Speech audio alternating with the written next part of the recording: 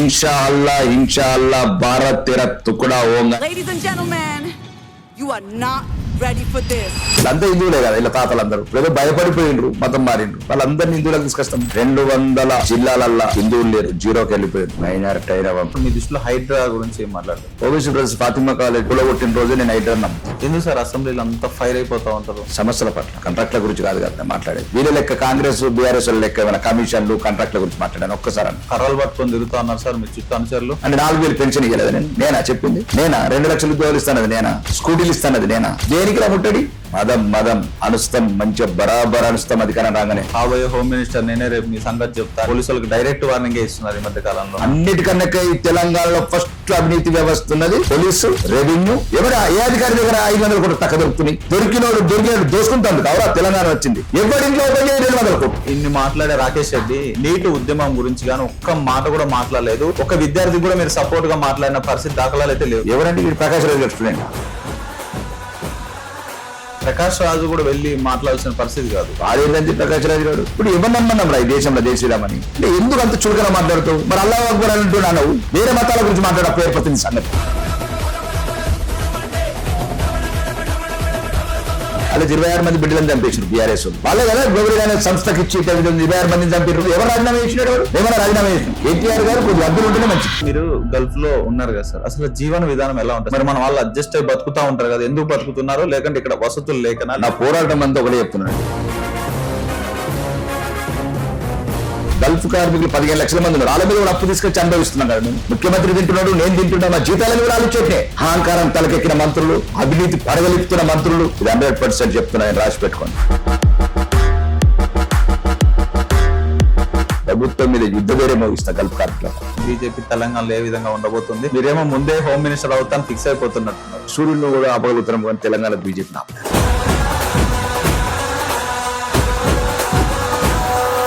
దళితుడు ముఖ్యమంత్రి అని, 3 ఎకరాల భూమి అని, ఇంటి ఉద్యోగం అని, నిరుద్యోగ వృత్తి అని, KG to PG విద్య అని, ఇంకా 100 వాగ్దానాలు చేసిన దొర తన కుటుంబానికి పదవులు, అహంకారము, అరాచకము, అవినీతిని బద్దలు కొట్టారు. 1000-2000 ఓటేసే పరిస్థితి లేదు. మందు బాటల్ బిర్యానీ మీటింగ్ వచ్చే పరిస్థితి ఉండదు. కానీ బీజేపీ కార్యకర్తలు చాలా డిఫరెంట్ గా ఉంటారు. ఒక్కసారి కాషాయ జెండా ఎగిరేన సెక్రటరీ వాళ్ళ స్ఫూర్తి మాకు ఈ రోజు ఆదర్శ దిగాల్సిందే. అందరికి నమస్కారం. ప్రస్తుతం మనతో పాటు ఆర్మూర్ శాసనసభ్యులు పై రాకేష్ రెడ్డి గారు అయితే ఉన్నారు. సార్ నమస్కారం. సార్ నమస్తే. ఎలా ఉన్నారు సార్? సూపర్. ఎలా నడుస్తున్నాయి సార్ ప్రస్తుతం నియోజకవర్గంలో పనులు? జరుగుతూ ఉంటాయి. ప్రతిపక్షంలో ఉన్నప్పుడు కొన్ని స్లోగా జరుగుతుంటాయి. అధికార పార్టీలకు వచ్చినామంటే అన్ని స్పీడ్గా చేపిస్తాం. మరి పోరాడుతూ ఉన్నారా? పోరాటానికి కదా తెలంగాణ సమాజం చూస్తుంది. ఈరోజు తెలంగాణ అసెంబ్లీలో కావచ్చు, వేదికల ద్వారా కావచ్చు, ప్రభుత్వ వేదికల ద్వారా కావచ్చు, ప్రభుత్వాన్ని ప్రశ్నిస్తున్నాం. మాకు రావాల్సిన వాటా గురించి, రావాల్సిన నిధుల గురించి అన్నిటి మీద నిగదిస్తున్న తెలంగాణ ఒక్కనే శాసనసభ. ఎందుకు సార్ అసెంబ్లీలో అంతా ఫైర్ అయిపోతా ఉంటారు? సమస్యల పట్ల. కాంట్రాక్ట్ల గురించి కాదు కదా మాట్లాడేది. కాంట్రాక్ట్ల గురించో లేకపోతే బీఆర్ఎస్ చేసిన అవినీతి గురించి, వాళ్ళు కాంగ్రెస్ చేసిన అవినీతి గురించి కాదు కానీ మాట్లాడేది. పేదలకు ఏదైతే చెందాల్సిన విద్య కావచ్చు, వైద్యం కావచ్చు, ఉపాధి కావచ్చు, సామాన్యులు కోరుకునే ఇల్లు కావచ్చు, పెన్షన్లు కావచ్చు, రేషన్ కార్డులు కావచ్చు, నిరుద్యోగుల పట్ల ఉద్యోగాలు కావచ్చు, నేను మాట్లాడే సమస్యలు ఏంటి? వీళ్ళ లెక్క కాంగ్రెస్ బీఆర్ఎస్ లెక్క ఏమైనా కమిషన్లు కాంట్రాక్ట్ల గురించి మాట్లాడాను ఒక్కసారి అన్న ఏ వేదిక మీద తెలంగాణలో? అంటే ముఖ్యంగా గల్ఫ్ కార్మికుల గురించి కూడా మీరు స్పష్టంగా మాట్లాడుతూ ఉంటారు. అసెంబ్లీలో కూడా మీ గలం వినిపిస్తూ ఉంటారు. అంటే చాలా వరకు ప్రభుత్వాలు వింటున్నాయి కానీ మరి మీ సమస్యకి ఏమైనా క్లియరెన్స్ వస్తా ఉన్నాయా సార్? ఒక దుర్మార్గమైన రాజకీయ వ్యవస్థ ఉన్నప్పుడు, దుర్మార్గమైన ఆలోచనల రాజకీయ నాయకులు ఉన్నప్పుడు సార్ సమస్యలు ఇబ్బందికరంగా ఉంటాయి. సుమారు 50 సంవత్సరాలుగా గల్ఫ్ కార్మికులు, మర్చిపోయిన బిడ్డలు, ఎడారిపోయిన బిడ్డలు, ఎండల్లో తల్లడిల్లుతున్న బిడ్డలు, పేదరికంతో గల్ఫ్ బాట పట్టిన బిడ్డలు, వాళ్ళ గురించి ఎవరు పట్టించుకోవట్లేదు 50 సంవత్సరాల నుంచి. నేను ఆ ఎడారిలో పనిచేసిన బిడ్డగా అక్కడ వాళ్ళు పడ్డ కష్టాలు నేను చూశాను కాబట్టి తెలంగాణ అసెంబ్లీలో మొదటిసారిగా మాట్లాడాను. దానికి చాలా ప్రశంసలు వచ్చాయి మీకు. గల్ఫ్ ప్రశంసలు వేరు, ఇష్యూ అది కాదు. ప్రతి ఒక్కడు ఆటలాడుకుంటారు గల్ఫ్ కార్మికులతో. అంటే ముఖ్యంగా తెలంగాణ అంటే ఉత్తర తెలంగాణ నుంచి ముఖ్యంగా గల్ఫ్ కి వెళ్తా ఉన్నారు సార్. వాటిని అరికట్టడానికి ఏమన్నా మీ దగ్గర కార్యాచరణ కానీ ఏదైనా ప్లాన్ ఏమన్నా రచించారా సార్? చాలా ఉంది కార్యాచరణ. దాని మీనింగ్ అదే. ఇప్పుడు ఫర్ ఎగ్జాంపుల్ ఉంది, నేను ఇప్పుడు మాది బ్యాక్ వాటర్, ఒక బ్యాక్ వాటర్ ఉంటుంది మాది శ్రీరామ్ సాగర్ బ్యాక్ వాటర్ దగ్గర. ఒక 20 ఊర్ల పేదరికం తగ్గుతుంది, బీడీ కార్మికులు తగ్గుతారు. ఈ దరిద్రమైన దక్షిణ తెలంగాణ రాజకీయ నాయకుల వల్ల మక్షణ పెట్టుకున్నది. ఇప్పుడు మళ్ళీ ఇప్పుడు వాళ్ళకి ఎంతసేపు ఆ సోమశీలనే ముద్దొస్తుంది. అన్నే క్రూజులు తిరగాల, సోమశీలనే కాటేజీలు కట్టుకోవాలా, రేవంత్ రెడ్డి జూపల్లి కృష్ణారావు కూడా ఎంజాయ్ చేయాలా. కానీ మా దగ్గర కూడా బ్యాక్ వాటర్ ఉంది కదా, మా దగ్గర కూడా పల్లెలు ఉన్నాయి కదా, మా దగ్గర కూడా క్రూజ్ దింపచ్చు కదా, మా దగ్గర కూడా కాటేజెస్ కట్టచ్చు కదా, కట్టకూడదా? ఇది ఉత్తర తెలంగాణ అనే ఒక మీకు ఆలోచన లేదా? కాదు సార్, ఇప్పుడు మామూలుగా ఉమ్మడి ఆంధ్రప్రదేశ్ ఉన్నప్పుడు ఆంధ్రప్రదేశ్ తెలంగాణ అని ఒకటి నినాదం తీసుకొచ్చారు. అవును. తర్వాత మళ్ళీ మీరు వచ్చినాక ఇప్పుడు కొత్తగా ఉత్తర తెలంగాణ డిఫరెంట్ గాని మీరు ఈ మధ్య కాలంలో పదే మాట్లాడుతారు. అంటే ఎన్ని రోజులు అని చేస్తారు ఇట్లా? ఇప్పుడు ఎప్పుడైతే ఒక ఉమ్మడి ఆంధ్రప్రదేశ్ ని మనం ఒక సరైన ఈ తెలంగాణకు అన్యాయం జరిగింది నిధులల్లా నీళ్ళల్లా నియామకాలల్లా అని చెప్పిన నాయకులు గద్దెనెక్కిన వాళ్ళు, అవును, రేవంత్ రెడ్డి కావచ్చు, కేసీఆర్ కావచ్చు, హరీష్ రావు కావచ్చు, వీళ్ళందరూ వీళ్ళు ఏం చెప్పిండ్రు? సమన్యాయం జరుగుతలేదు, అన్నిట్లో అన్యాయం జరుగుతుంది అని ఒక రాష్ట్రాన్ని కోరుకున్నాం, అయిపోయింది. తర్వాత మీరు ఎందుకు అన్యాయం చెప్తున్నారు మళ్ళీ కొన్ని ప్రాంతాలకి? ఇప్పుడు ఇంతకు ముందున్న దూరనేమో సిద్దిపేట, సిరిసిల్ల, గజ్వేల్ అని, వీళ్ళేమో మొత్తం ప్రాజెక్టులు కూడా 2 సిరిసిల్ల సిద్దిపేటకి కట్టుకున్నది. మీరు చూడండి, సిద్దిపేట, సిరిసిల్ల, గజ్వేలు, సిద్దిపేట మాకన్నా 200 సంవత్సరాల ముందు ఉంది. ఉన్న నిధులనే అది ఉండేవారి. అదే హరీష్ రావు గారు స్పీచ్ చూడండి అసెంబ్లీలో, వైఎస్ రాజశేఖర రెడ్డి ముఖ్యమంత్రి ఉన్నప్పుడు, మొత్తం ఉన్నాయని పులివెందులో ఉండబోతున్నావు, కడప ఉండబోతున్నావు, ఇడుపులపై ఉండబోతున్నావు, అన్న నాయకులందరూ గద్దెనెక్కగానే ఇట్లా చేస్తే మరి ఇంకా మిగతా 119 నియోజకవర్గాల గురించి నేను మాట్లాడుతున్నా. నేను ఒకటే కాదు, ఖమ్మం గురించి మాట్లాడుతున్నా, నల్గొండ గురించి కూడా మాట్లాడుతున్నా. నేను నల్గొండలో కూడా కొందరే ఎక్కడ మంత్రులు ఉంటారు, వాళ్ళు ఉంటారు. నేను మాట్లాడిన మాట కాదు ఇది. ఒకటి రాజగోపాల్ అసెంబ్లీలో మాట్లాడిండు. కాబట్టి దుర్మార్గమైన నాయకత్వము, దుర్మార్గమైన కాంగ్రెస్ పార్టీ, దాంట్లో రాజకీయ నాయకుల వల్ల చిన్న సమస్య. నేను చెప్పాను, ఇప్పుడు మీరు అన్నారు గల్ఫ్ మేనిఫెస్టో పెట్టింది ఎవరు? లేదా 10 లక్షల కోట్లు అయిపోయింది, 1000 కోట్లతో అంటే ఉత్తర తెలంగాణ పానాలకు విలువ లేదు.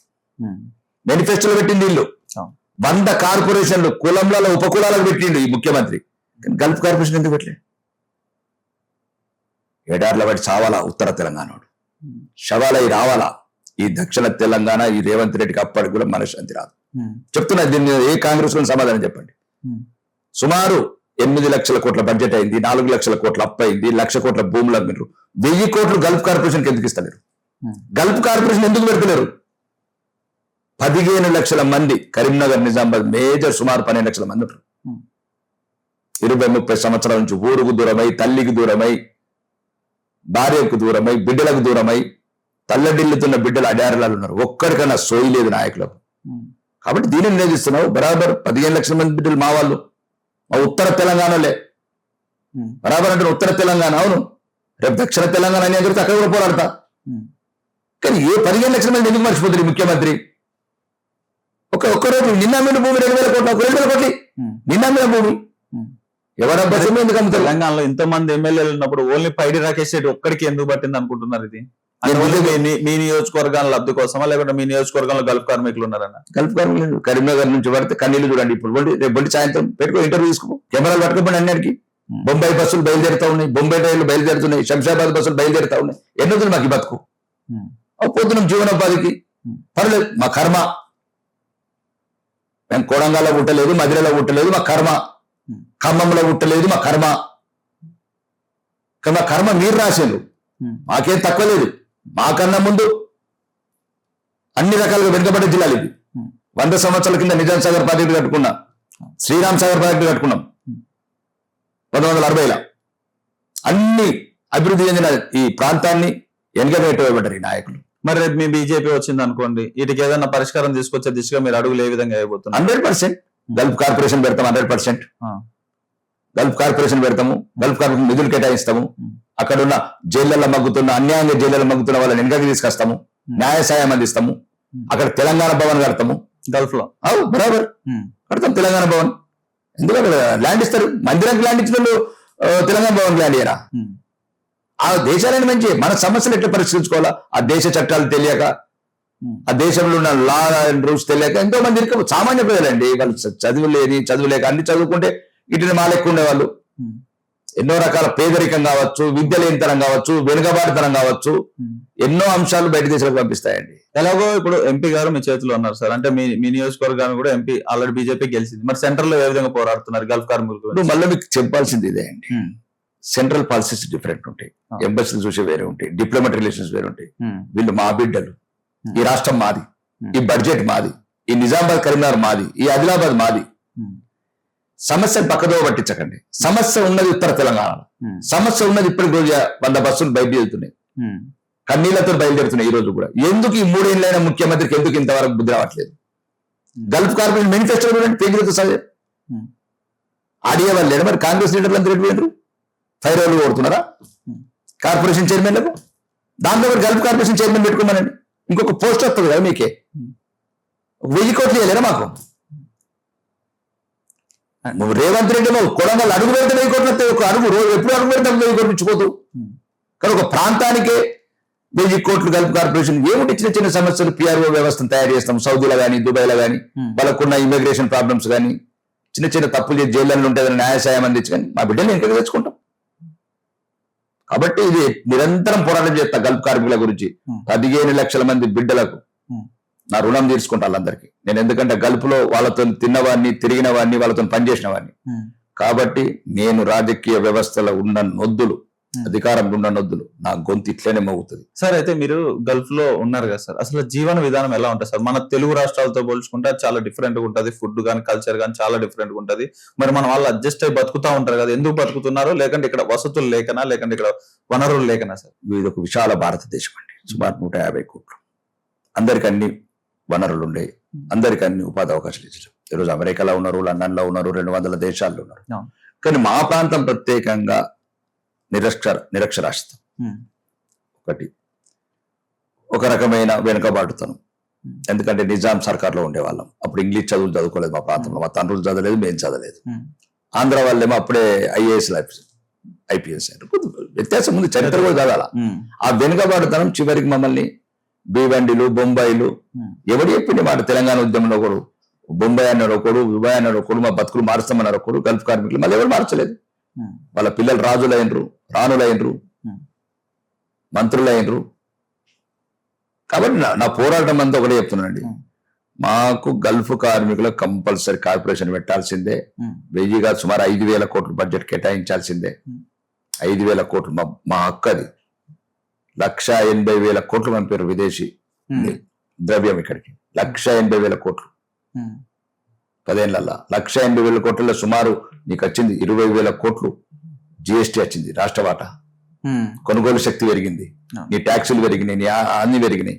కానీ ఆ బిడ్డల ఎడార్లలో ఎన్నో సమస్యలతో ఎదుర్కొంటున్నారు. అది ఖతార్ కావచ్చు, బైరైన్ కావచ్చు, సౌదీ కావచ్చు, దుబాయ్ కావచ్చు, మస్కట్ కావచ్చు. నేను తెలుసు, నాకు ఎవ్రీడే నేనే ఫేస్ చేస్తున్న ప్రాబ్లమ్స్. ప్రతిరోజు నాకే వస్తాయి. చనిపోయిందన్న శవం పంపించాలి, అన్న వీడు జైలు పడ్డాడన్న ఏదైనా హెల్ప్ చేయాలి, లేదన్నా వీడు విజా ఎక్స్పైర్ అయింది ఏదైనా చేయాలి. ఇవన్నీ సమస్యలు, రకరకాల సమస్యలు. ఈ సమస్యలకు పరిష్కారం ఒక టోటల్ ఎంటైర్ గా ఒక ప్రణాళిక ఉంది నా దగ్గర. దేవుడు నాకు అవకాశం ఇస్తే ఒక్క రోజులో చేస్తాను. ఇది ఒక్కటే రోజుల గల్ఫ్ కార్మికుల ఒక్కటి విముక్తం కాదు, ఒక్క రోజు పరిష్కారాలు. సమస్యలు ఎప్పుడు ఉంటాయి.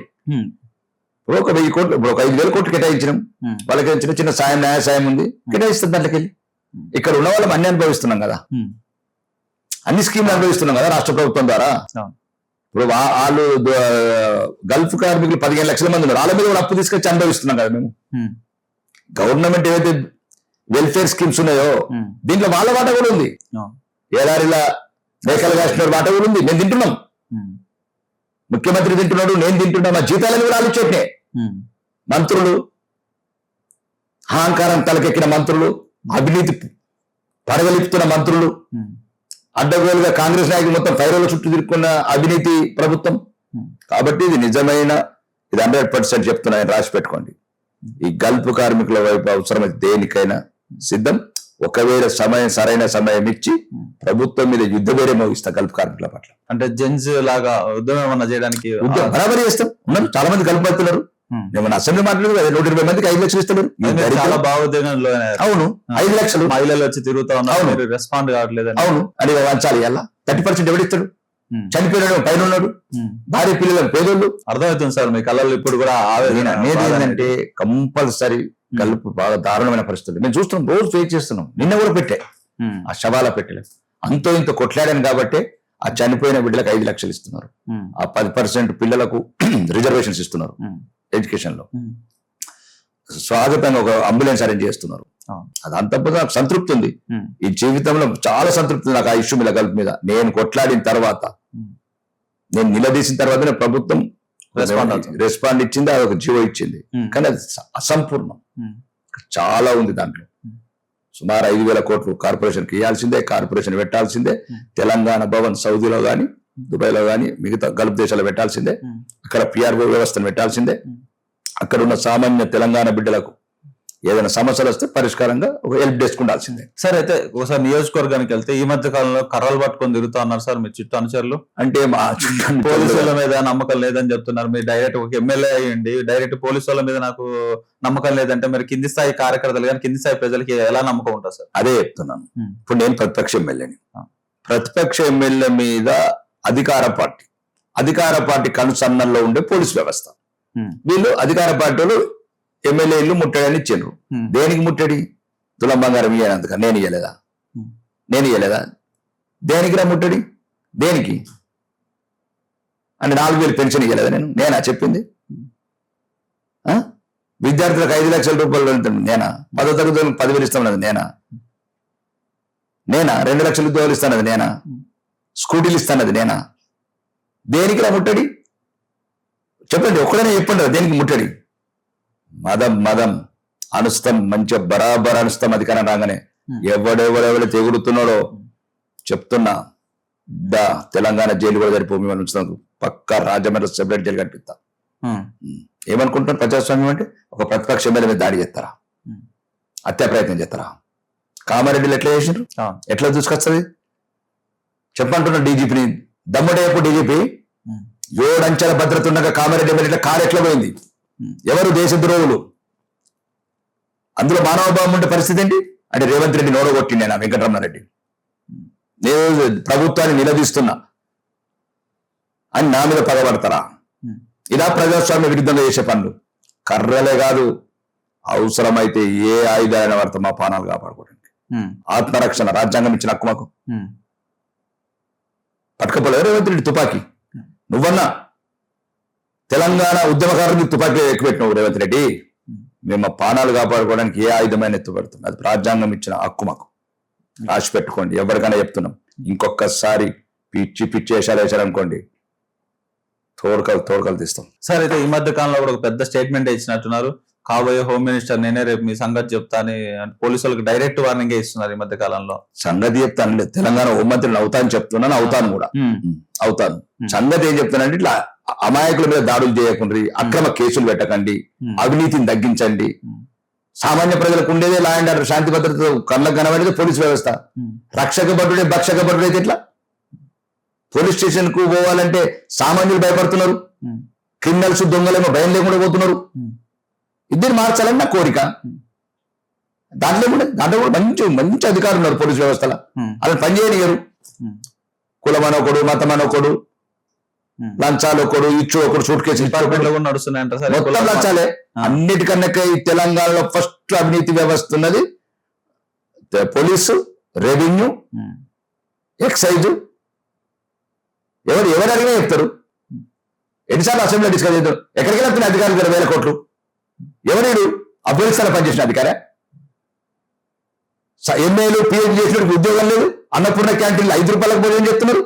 ఇలా చెప్పేది ఎవరు? ఏ అధికారి దగ్గర 500 కోట్లు తక్కువ దొరుకుతున్నాయి? ఏ అధికారి ఇంట్లో బంగారం కిలోకి దొరుకుతున్నాయి? ఇలా తెలంగాణ కోడి తెచ్చుకున్న తెలంగాణ, కొట్లాడి పోసి తెచ్చుకున్న తెలంగాణ, పానాలు పోసి తెచ్చుకున్న తెలంగాణ, దొరికినోడు దోసుకుంటాను కావరా తెలంగాణ వచ్చింది. దీనిగా చెప్పండి, నేను చెప్పేది ఎక్కడ? ఏసీబీ డిపార్ట్మెంట్ మొన్న 66 కేసులు చూడేలా, ఎవరింట్లో ఓపెన్ చేయ 200 కోట్లు. అంటే 200 కోట్లు దాచుకుంటే దొరుకుతుంటే పడేసింది. మరి ఇంకా మొత్తం 34 ఎందుకు దాచుకున్నది? 8,000 కోట్లు ఉండొచ్చు. మా బిడ్డలను చంపిర్రీళ్ళు, రెచ్చగొట్టిర్రీళ్ళు ఈ రాజకీయ నాయకులు, అవినీతికి రెక్కలిప్పిర్రీళ్ళు. ఎన్నో ఉమ్మడి ఆంధ్రప్రదేశ్ ఇంత ఘోరంగా లేకుండా 1,000 కోట్లు ఎక్కడికి వస్తున్నాయి? ఒక్కొక్కడు ఎక్స్టెన్షన్ చేసిన అధికారి ఈఎన్సీ 2,000 కోట్లు. చిన్న కానిస్టేబుల్ లో కూడా 100 కోట్లు దొరికే పరిస్థితిలో తయారైపోయింది. కరప్షన్ అనేది చాలా రోజు బాగా పెరిగింది. దీని గురించి తెచ్చుకోండి మేము తెలంగాణ. 1,200 మంది బిడ్డలు ఆత్మార్పణ చేసుకుని దీని గురించా తెలంగాణ కొట్లాడింది? దీని గురించా? పారాలు ఇచ్చింది దీనికి? ఈ అవినీతి గురించా? పడగలు విప్పింది అవినీతి. ఈ కబ్జాలు చూడు, కోకాపేట చూడు, కబ్జాలు చూడు, 7 మొన్న 3 రోజుల కబ్జా. ఒకటి ఇటు నాలుగు వైపులు దోసుకుంటున్నారు కాంగ్రెస్ వాళ్ళు. కాబట్టి దాన్ని నిలదీసినప్పుడు ఇట్లాంటి ఉంటాయి. సరే సార్, ఇన్ని మాట్లాడే రాకేష్ రెడ్డి ఢిల్లీలో జంతర్ మంతర్ దగ్గర జరిగిన నీటి ఉద్యమం గురించి కానీ ఒక్క మాట కూడా మాట్లాడలేదు. ఒక విద్యార్థి కూడా మీరు సపోర్ట్ గా మాట్లాడిన పరిస్థితి దాఖలాలు అయితే లేవు సార్. దాని గురించి మీరు ఏమంటారు సార్? ఇప్పుడు నీట్ అనేది ఇలా కొత్తగా రాలేదండి, ఇలా కొత్తగా లీకేజ్ కాలేదు. ఈ అవినీతికి పుట్టిన ఆరో బిడ్డనే ఈ నీట్, ఈ లీక్. మీరు గమనించాల్సింది మొత్తం ఇది ఒక పెద్ద దేశవ్యాప్త సమస్య అండి. కాంగ్రెస్, బీఆర్ఎస్, ఏ పార్టీ, డిఎంకే అతీతం కాదండి. రాజస్థాన్ లో 18 సార్లు లీక్ అయింది. అలాంటి మేము సమర్థించట్లేదు, రేవంత్ రెడ్డి వచ్చిన కూడా నేను లీక్ అయినాయి. అలా 26 మంది బిడ్డలను చంపేసారు బీఆర్ఎస్ వాళ్ళు, ఇంటర్ పేపర్ లీక్. నిన్న కేటీఆర్ కూడా అంటున్నారు కదా సార్, మోదీ ఎవరితో పెట్టుకోకూడదు చెప్పింది. కేటీఆర్ ఏంటంటే మోడీని మాట్లాడే లీడరేనా? క్యా బాత్ కర్ రహే హై. అసలు కేటీఆర్ ఎవరితో పెట్టుకోకూడదో వాళ్ళతోనే పెట్టుకున్నాడు, వీడియో వదలవలసి వచ్చిన పరిస్థితి అని చెప్పి మాట్లాడు. మా బిడ్డలండి, ఏమన్నా నీళ్ళకి 26 మందిని చంపి ఎందుకు అని పరమర్శకొని మంత్రి గురించి మాట్లాడతారు ఏంటండి? తెలంగాణ ద్రోహి 26 మంది బిడ్డలను చంపిండు. ఇప్పుడు ఉన్నది మంత్రి ఆయన్నే, చూడండి పాత బిడ్డలను పంపిస్తాను. కాబట్టి ఆయన కూడా మోడీ గురించి మాట్లాడతారా? నిజాయితీ పరులు మాట్లాడినట్టు అర్థం ఉంది. చెప్పండి, వాళ్ళే కదా గ్లోబల్ అనే సంస్థకి ఇచ్చి లీకేజ్ చేసి పేపర్ ఇంటర్వ్యూ 26 మందిని చంపిర్రు. ఆ ప్రభుత్వం ఎవరు రాజీనామా చేసినాడు? ఎవరు? మేమన్నా రాజీనామా చేసినాం. కాబట్టి కేటీఆర్ గారు కొద్ది అద్దెలు ఉంటేనే మంచిది, స్థాయిని ఎరిగి ఉంటేనే మంచిది. మోదీని మాట్లాడే లీడర్ కాదంట, అసలు ఆ స్థాయి కూడా కాదు, నీరంటే చేసిన లీడర్ కూడా కాదు. కాబట్టి నేను అనే ఉద్దేశం లేదు. నేను చెప్తున్నాను ఏంటంటే నీట్ అనేది దేశవ్యాప్తంగా లీకేజెస్ అవుతున్నాయి సమస్యలు. కానీ అప్పటికి యాక్షన్ తీసుకున్నాం. 15 మందిని జైల్లో నొట్టినాం. అప్పటికి ఏం చేస్తాం? ఇప్పుడు ఎక్కడెక్కడ అవినీతి మొత్తం వాడు ఎక్కడనో కలకత్తాలో, నాసిక్లా, ఆదిలాబాద్ లో చేసిన చిన్న తప్పుకు కరెక్ట్ ప్రభుత్వం రెస్పాన్స్ వహించాలా.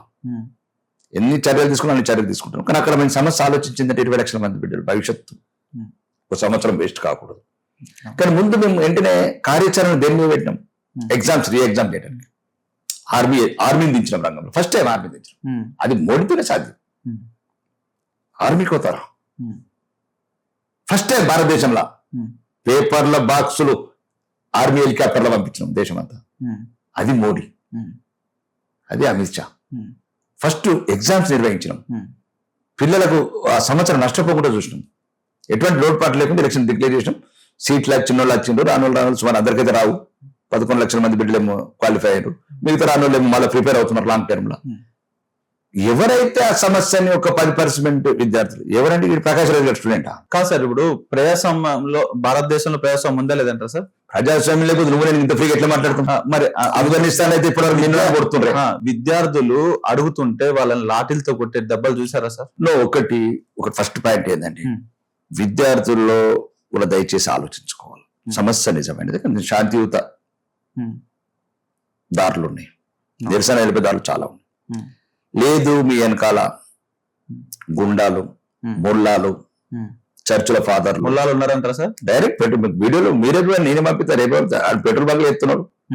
వాళ్ళకి కావాల్సిందంతా ఈ దేశం విచ్ఛిన్నం. ఇది కూడా చెప్తున్నాను. ఒకటి యువత, తెలివైన సమాజం, చదువుకున్న వాళ్ళు అందరూ ఆలోచించండి. ఈ దేశం,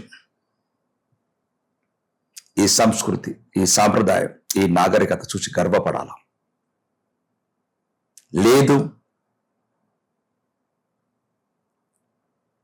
इंशाअल्लाह देश टुकड़ा हो जाए, భారత్ తెర తుకుడా హోగా అంటే స్పందించని సమాజం ఉన్న చూడు మీకు భవిష్యత్తులో బాగా ప్రమాదం ఉన్నది.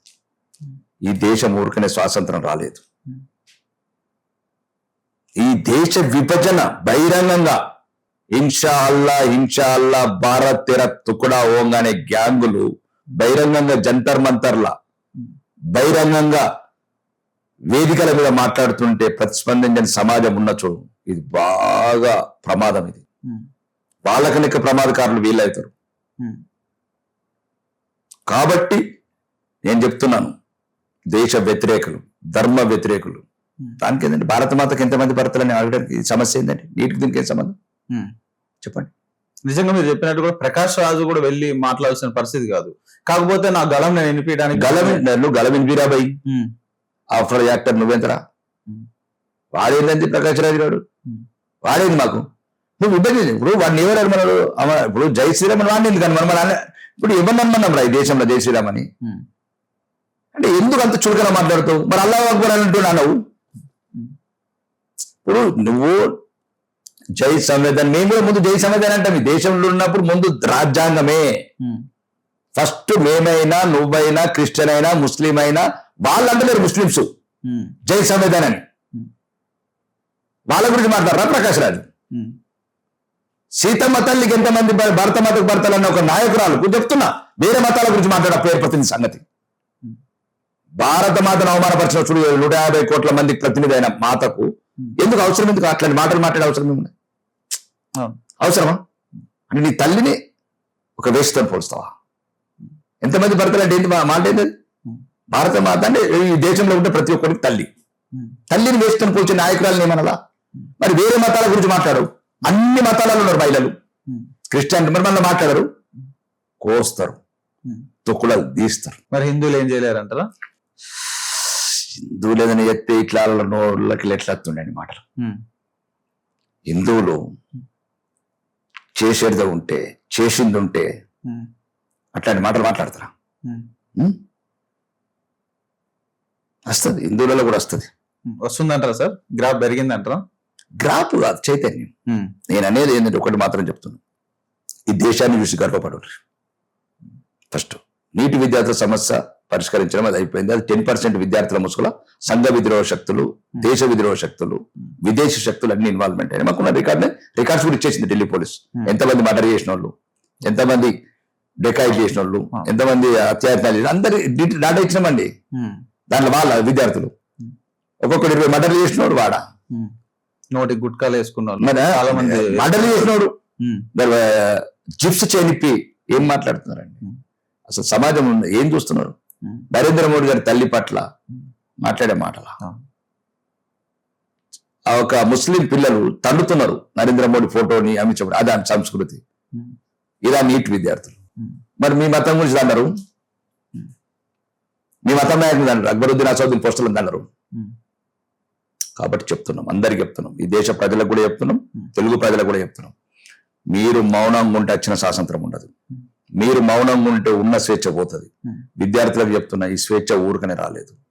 లక్షలాది మంది ప్రాణాలు అర్పించి తెచ్చుకున్న భారత స్వాతంత్రం, ఆ భారత స్వాతంత్ర చరిత్ర కూడా కదండి.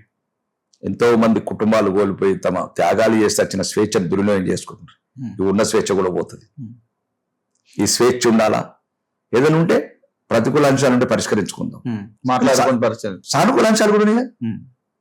ఇప్పుడు ఈ రోజు ఈ దేశము ఒక కాంగ్రెస్ ప్రభుత్వంలో చెప్తున్నా, యువతకి చెప్తున్నా, 600 స్టార్టప్ కంపెనీలు, ఈరోజు 2,50,000 కంపెనీలు, 20 లక్షల కోట్ల ముద్రా లోన్స్, 8 కోట్ల మంది ఎంప్లాయ్మెంట్ ఇచ్చినాం, 79 లక్షల కోట్ల ఎగుమతులు, 79 లక్షలు.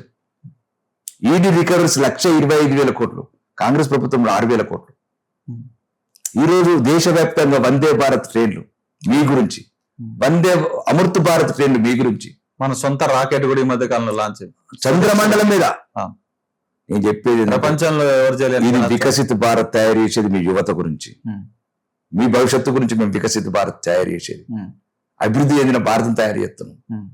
కాబట్టి యువత దయచేసి మీ దేశాన్ని ప్రేమించండి, మీ ధర్మాన్ని ప్రేమించండి, మీ నాగరికత పట్ల గర్వంగా ఉండండి. ఉంటే సమస్యలు ప్రపంచంలో అన్ని చోట్ల ఉన్నాయి. కానీ ఎవడో ఆడు ఈడు 30 ఏళ్ళు నరేంద్ర మోడీ స్కిన్ గురించి మాట్లాడతాడు. వాడెంత, వాడి బతికెంత? నువ్వు సమస్య ఏం మాట్లాడుతున్నావు? ఎవరి చేతిలో ఏజెంట్ అయినావు? రండి విద్యార్థులు, రాజకీయాలకు రండి, స్వాగతం. ప్రక్షాళన బీజేపీలో ఎంతమంది యువకులు ఉన్నారు సార్? చాలా మంది. మీ ఆర్మూర్లు ఎంతమందిని ప్రోత్సహించారు మీరు? ఒకటి యువకుల్లో ఒకటి రావాలన్నప్పుడు చాలా శ్రమ ఉంటదండి. ఊరికనే చాక్లెట్ కాదు ఇది. రాజకీయం చాలా ఉంటది. కొన్ని వేల మందితో ఇంటరాక్ట్ కావాలా, కొన్ని లక్షల మంది సమస్యలు తెలుసుకోవాలా. చాలా మంది యువత ఎందుకు లేరండి? చాలా మంది యువతలు మీకు ఇప్పుడు తెలియదు, 33 సంవత్సరాలు ముఖ్యమంత్రి అయిన మోహన్ అని అస్సాంకు చాలా మంది ఉన్నారు. మీ ఆర్మూర్లు ఎంతమంది తయారు చేస్తున్నారు? ఆర్మూర్ మనం మీకు అదే చెప్తున్నాం కదా, యువత తయారీ స్థానిక సంస్థలు తయారవుతున్నారు, తయారైతే వాళ్ళు తయారవుతారు. ఆర్మూరే కాదు, మనం మాట్లాడే సమస్య ఆర్మూర్ పరిమితం కదా. దేశానికి సమస్య అనవసరంగా చిన్న నియోజకవర్గం తీసుకెళ్ళకండి. ఆ. దేశవ్యాప్తంగా ఆడో కాకరచో కాకరకాయనో రండి, మీరు ఎవరెవరు ముసుగులో మాకు తెలియదా? కాక్రోచ్ కి ముసుకుందంటుకుంటున్నారు. అది కాదంటే పక్కన పెట్టండి, వారి గురించి మాట్లాడే వేస్ట్ అభ్యర్థి. అంటే ప్రధానమంత్రి మోడీని అంటాడండి, ఈరోజు విశ్వనాయకుడు, ప్రపంచమంతా వేనాలతో 33 దేశాలు దేశ అత్యున్నత పురస్కారాలతో పోతున్నాయి. ఏనండి 25 ఏళ్ళ రాజకీయ జీవితాన్ని ప్రధాని కూడా దించేస్తాం అంటున్నారు సార్, నిన్న ట్విట్టర్ లో పెట్టారు. మళ్ళీ ఎందుకు చాలా అదేమంటారు, ఒకసారి నేను అంత ఎందుకంటే మాట్లాడదలుచుకోలేదు, ఎందుకంటే చూస్తాం సమయం వచ్చినప్పుడు ఎవరు దిస్తారో దించాలి, అది వేరే విషయం. ప్రజాస్వామ్యంలో దించినప్పుడు స్వాగతిస్తాం, ఎక్కించినప్పుడు స్వాగతిస్తాం. రాజకీయాలను ఎప్పుడు గెలుపులే కోరుకుంటాం, ఓటములు కూడా కోరుకుంటాం. ఓటములు కూడా రావాలి, కొట్లాడతారు. దాని ఏముంది, దాంట్లో ఏముంది? ఇప్పుడు మాకు సాధ్యమైనంత వరకు భారతదేశాన్ని సురక్షితంగా ఉంచినాం. పక్క దేశాలు మా సైనికుల మెడలు నరకకుండా చేసినాం. లేదు రకరకాల సమస్యలతో ఒక రోగం అంటే ఒకసారి వెళ్ళండి, 30 ఏళ్ళ కింద 10-20 ఏళ్ళ కింద ట్రైన్ ఎట్లుండే ఎవరైనా అడగండి, నేను అడుగురు కాదు. గబ్బు ట్రైన్లో కూర్చోలేము. ఈరోజు వందే భారత్ లెక్కు, అమృత భారత్ లెక్కు, హైవేలు చూడు, రైల్వేలు చూడు, స్కైవేలు చూడు, కాశ్మీర్లో బ్రిడ్జిలు చూడు, బొంబాయిలో టన్నెల్ చూడు, హిమాచల్లో టన్నెల్ చూడండి. ఏంది అసలు ఈ దేశం? అసలు మీకు అర్థం కావట్లేదు అభివృద్ధి. కాంగ్రెస్ ఉన్నప్పుడు 1,57,000 కోట్లు ఇన్ఫ్రాకు, మేము ఈరోజు 43,50,000 కోట్లు ఈ భారతదేశాన్ని యువత గురించి నిర్మిస్తున్నాం. वो भारत नहीं है, आपका भारत अलग है, ये మోడీ का భారత్ है, ये భాజపా का భారత్ है. సార్ అయితే మీరు బీజేపీ ఎంతో ప్రతిష్టాత్మకంగా తీసుకున్న అయోధ్య చూసాం సార్. అయోధ్య రామ మందిని చాలా రోజుల తర్వాత జరిగింది. ముస్లిం హిందూ గొడవల తర్వాత చాలా ఒక విముక్తి తీసుకొచ్చినాం, రాముడిని చాలా స్పష్టంగా భద్రపరిచినాం అని చెప్పి ఒకటి అయితే బీజేపీ నెత్తినేసుకుంది సార్. అయితే ఇప్పుడు దాంట్లో కూడా అవకతవకలు జరిగినాయి, హుండీలలో సంథింగ్ జరిగిందని చెప్పి కాంగ్రెస్ వచ్చేసి ఈ మధ్య కాలంలో నిరసనలు వినూత్నంగా తెలుస్తుంది సార్. హుండీలో డబ్బులు వేసుడు మనం చూస్తున్నాం, తెలంగాణ భవన్లో జరిగింది, రాహుల్ గాంధీ కూడా చేస్తున్నారు. దానిపై మీరు ఏమంటారు సార్? రాహుల్ గాంధీ గారికి కూడా చెప్తున్నాను, మసీదులల్లా మద్రసాల చాలా జరిగినాయి, అట్లనే ముళ్ళను కూర్చుండబెట్టు. ఏ రోజైతే మా హిందూ ఒక స్వామి అవతారం వేసి ఆ రోజు ఒక బిచ్చగాడిగా పప్పు యాదవ్తో చేయించినవు స్కిట్, అవును, నువ్వు నిజంగా భారతీయుడు అయితే చర్చ్ ఫాదర్ని కూర్చుండబెట్టాడు. చర్చిలలో కూడా ఎన్నో వేల కోట్ల రోజు వస్తా ఉంటుంది. అవి కూడా మానభంగాలు ఎన్ని కేసులు ఉన్నాయి కేరళలో. చేయట్లేదు, చర్చ్ ఫాదర్ని పెట్టి అటెండ్ చేయి దమ్ముంటే. మీ అమ్మ క్రిస్టియనా, మీ నాన్న పార్సియానా, మా దేశస్తులో కాదనా, మా ధర్మం వారు కాదనా, నువ్వు ప్రియాంక గాంధీ మా దేశస్తులు గారు, మా ధర్మం సంబంధించి చేయి దమ్ముంటే రాహుల్ గాంధీకి చెప్తున్నా. చర్చ్ ఫాదర్ కూర్చుండబెట్టు, ముళ్ళాను కూర్చుండబెట్టు, ఇమాము కూర్చుండబెట్టు, ఇంత గడ్డం టోపి పెట్టు. ప్రతి ఒక్కరికి చులకనైన ధర్మం. హిందువుల చైతన్యం వచ్చిన రోజే వీళ్ళందరూ సెట్ అవుతారు. సమస్య వేరు, సమస్య గుళ్ళ అవినీతి చాలా గుళ్ళలో జరుగుతున్నాయి, తిరుపతి గుళ్ళ జరిగినాయి, మసీదులలో జరిగినాయి, మద్రాసులలో జరిగినాయి, చర్చిలలో జరిగినాయి. దానికి పరిష్కారం చేస్తాం. కానీ ధర్మాన్ని ఎందుకు అవమానిస్తావు? మా రాముని ఎందుకు అవమానిస్తారు? మా ధర్మాన్ని ఎందుకు అవమానిస్తారు? సమస్య అలా దొంగతనం దొరికితే శిక్ష ఇస్తాం. అక్కడి వరకే. అవును, 512 సంవత్సరాలు కొట్లాడిన మా రాముడి గురించి. ఇదే రాహుల్ గాంధీ తాత టెంట్లలో ఉంచిండు రాముడిని, రాహుల్ గాంధీ నానమ్మ టెంట్లలో ఉంచింది రాముడిని, రాహుల్ గాంధీ తండ్రి రాహుల్ గాంధీ టెంట్లలో ఉంచిండు రాముడిని. ఆ రాముడికి దివ్య భవ్య మందిరం సుప్రీంకోర్టు జడ్జిమెంట్తో చేసినాం. ఏ దేశంలో కూడా ఎక్కడ చూసారా? ఒక హిందూ దేశంలో, హిందువులు మెజార్టీ ఉన్న దేశంలో తమ అవతార పురుషుడు, తమ ఆరాధ్య దైవం గురించి 75 ఏళ్ళు కొట్లాడినరా కోట్లల్లా, 500 సంవత్సరాలు కొట్లాడినరా మెజార్టీ ఉన్న హిందూ ప్రజలు. ఇదే హిందువులకు చెప్తున్నా, ప్రపంచంలో ఎక్కడ లేదు ఇది. అదే పాకిస్తాన్ చూడండి, మొత్తం క్లియర్ చేశారు మందిరాలు. బంగ్లాదేశ్ చూడండి, క్లియర్ చేశారు మందిరాలు. ప్రపంచంలో చాలా చోట్ల, అది బాలి కావచ్చు, ఇండోనేషియా కావచ్చు, మలేషియా కావచ్చు, అన్ని చోట్ల తగ్గుతూ పోతున్నారు హిందువులు. ఇది ప్రపంచ ఖ్యాతి పొందిన సనాతన ధర్మం. ఆది లేదు, అంతం లేదు. అన్నిటికన్నా ముందు పుట్టిన ధర్మం హిందూ ధర్మం. అంతం లేని ధర్మం కూడా హిందూ ధర్మం. చాలా వచ్చినాయి మతాలు. 1300 సంవత్సరాల కింద ఇస్లామే లేదు, 300 సంవత్సరాల కింద క్రిస్టియానిటీ లేదు. బౌద్ధేకంలో. సార్ మీ దృష్టిలో సనాతన ధర్మం అంటే ఏంటి సార్? అంతం లేనిది, అంతం లేనిది. ఇది విశ్వవ్యాప్తం. వీటికి ఆరంభం ఉంది, అంతం ఉంది. అంతం ఉందంటారా? అంతం కంపల్సరీ. చాలా మతాలు అంతరించిపోయినాయి. చాలా మతాలు అంతరించిపోయినాయి, కానీ సనాతన ధర్మం అంతరించిపోలేదు.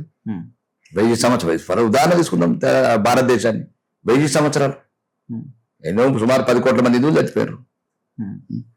ఏమైంది ఉంటుంది అంటే ఇది సమస్య ఒకటి. అంటే అంతసేపు ధర్మం అని అనేది ఏంటంటే నువ్వు ఏదైతే నీ ధర్మాన్ని బలహీనపరచుకుంటున్నావు నువ్వు దేశం బలహీనమవుతుంది. దేశం బలహీన తర్వాత నీదేముంటది, వాల్యూ ఉండదు, అందరికి పోయినట్టు. ఇప్పుడు నువ్వు ఏదైతే నీ ఉద్యోగము, నీ ఇల్లు, నీ పిల్లలు, నీ ప్లాట్లు, నీ బంగారము నువ్వు అనుకుంటున్నావు అవన్నిటికి రక్షణ లేకుండా పోతుంది. నీ ధర్మం బలహీనపడ్డప్పుడు దేశం బలహీనపడుతుంది. దేశము బలహీనపడి నీ ధర్మం బలహీనపడ్డప్పుడు ఇంకా నువ్వు సంపాదించుకున్న ఆస్తులు ఉన్నాయి, నీ బిడ్డలు ఉండరు, నీ భూములు, నీ ప్లాట్లు ఎదురైతే మౌతున్నావు, నీ ఉద్యోగాలు, నీ పెన్షన్స్ అవన్నీ ఉన్నాయి.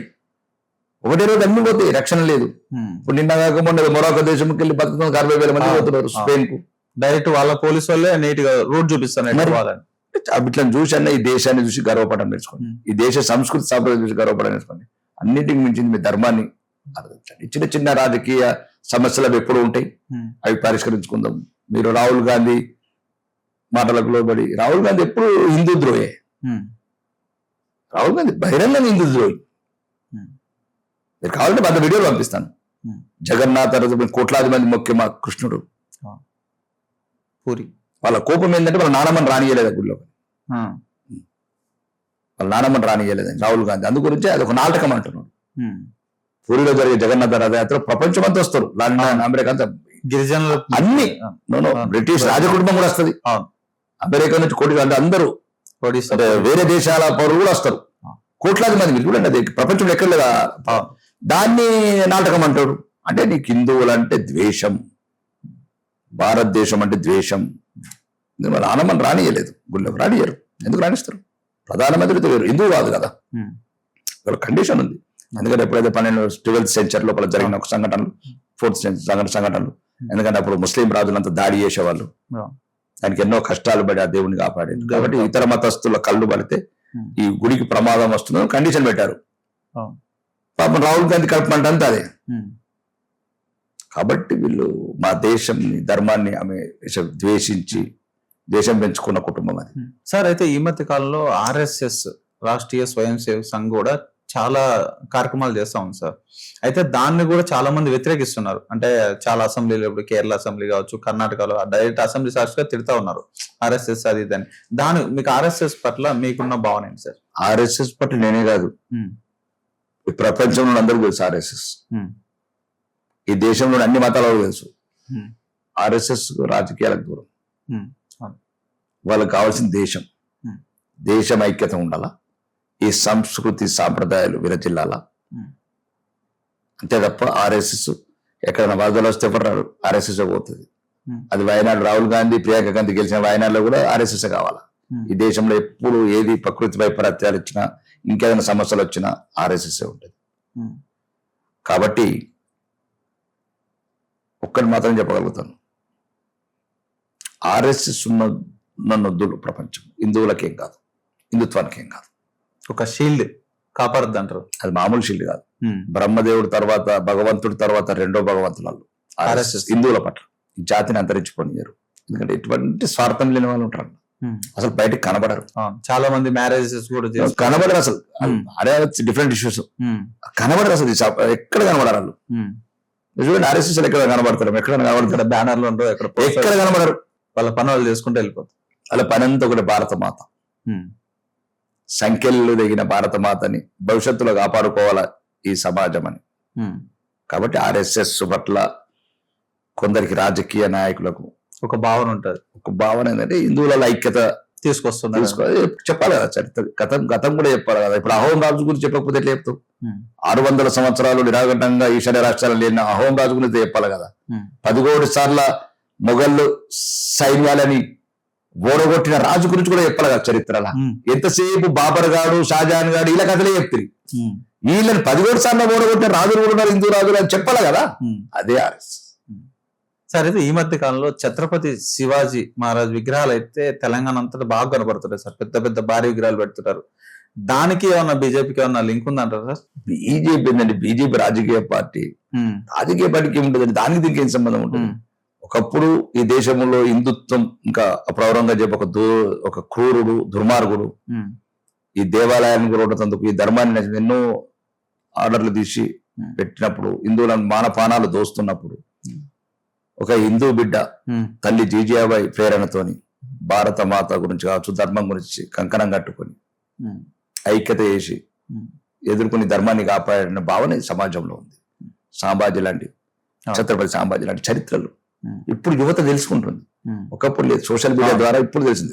చరిత్రలు బుక్ లో చదివే వాళ్ళం, కానీ ఇప్పుడు యువతకి ఏంటంటే చేతిలోనే వచ్చేసింది చరిత్ర. ఈ మధ్య కాలంలో భజన్ జామింగ్లు కూడా చాలా పెరుగుతున్నాయి. ఎంతమంది యూత్ అంటే పబ్ క్లబ్ ఆ కల్చర్ డిఫరెంట్ ఉండే చాలా వరకు ఇప్పుడు ఏదేమైనా కల్చర్ ఏదేమైనా నీ దేశం గురించి నీ చరిత్ర గురించి తెలుసుకోవడానికి గర్వంగా ఫీల్ గా గర్వపడు. ఆ గర్వపడు అనేదే ఛత్రపతి శివాజీ విగ్రహాలు. అంతే, అది గర్వం. అంతే, తనని తాను ఐడెంటిటీ చేసుకుంటున్నాడు, తన పూర్వీకులను ఐడెంటిటీ చేసుకుంటున్నాడు. ఎవడైతే నిజమైన నికాసైన భారతీయుడు ఉన్నాడో, ఎవడైతే నిజమైన నికాసైన హిందూ ఉన్నాడో, ఛత్రపతి శివాజీ ముస్లింస్ కూడా బాగా లైక్ చేస్తారు, ఒక అక్బరుద్దీన్ అసదుద్దీన్ తప్ప. అంతే, ఎందుకంటే చాలా మంది 30% సైనికులు ముస్లింసే ఉండేవారు. ఆయన ఛత్రపతి శివాజీ సైన్యాధిపతి కూడా కలీం ఖాన్ చాలా మంది ముస్లింసే ఉండేవాళ్ళు. కాబట్టి వాళ్ళు నిజమైన దేశభక్తులు ముస్లింస్. మొఘల్ సామ్రాజ్యం వైపు లేరు వాళ్ళు. మొఘల్ అంటే ఎవడాడు, అటు విదేశ దురక్కములదారుడు. కాబట్టి ఛత్రపతి శివాజీ గుర్తింపు, భారతీయత గుర్తింపు, హిందువుల గుర్తింపు. కాబట్టి ప్రతి యువత గ్రామాలల్లో ఫీల్ అయిపోయి వాళ్ళ ఐడెంటిటీ చూసుకున్న విగ్రహాన్ని చూసుకున్నప్పుడు వాళ్ళ పూర్వీకుల ధైర్య సాహసాలు చూస్తున్నారు. ప్రాణాలకు తెగించి అన్నిటికి తెగించి చర్మం ఒలుస్తుంటే కూడా మతం మారని చరిత్రలకు. ఇప్పుడు శివాజీ గారి అబ్బాయి సాంబాజీ గారు ఆ చరిత్రని వాళ్ళు నెమరేసుకుంటున్నారు. ఓ ఇది మా జాతి అని గర్వంగా ఫీల్ అవుతున్నారు.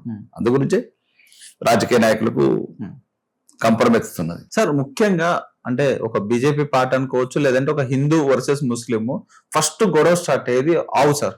అంటే ఏదైతే మీరేమో గోమాత అంటారు, కొంతమంది ఏమో దాన్ని ఆవు అంటారు, లేదంటే కొంతమంది ఒక మీట్ మిషన్ లాగా కూడా చాలా మంది యూజ్ చేస్తా ఉన్నారు.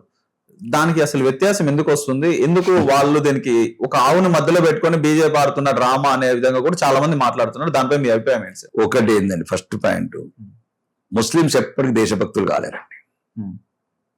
దేశభక్తులు అయితే దేశ విభజన కోరుకునే వాళ్ళు కాదు.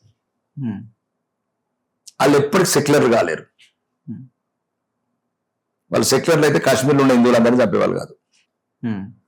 ఇది తెలుసుకోవాలి. అసలు ఈ ఫండమెంటల్ పాయింట్స్ 1, 2 ఇవైతే కంపల్సరీ మైండ్ లో పెట్టుకోవాలి. మహేందర్, ముస్లింలు ఎప్పటికీ దేశభక్తులు కాలేరు. కొందరు అబ్దుల్ కలాం లాంటి వాళ్ళు అంతే. ఎందుకంటే ఒకవేళ నిజంగా దేశభక్తులు అయితే దేశ విభజన కోరుకునే వాళ్ళు కాదు, కలిసి ఉండేవాళ్ళం. అప్పుడు సెక్యులర్ గుర్తు రాలేదు. ఇప్పుడు జిన్నా గారి నేతృత్వంలో దేశ విభజన చేసుకున్నారు.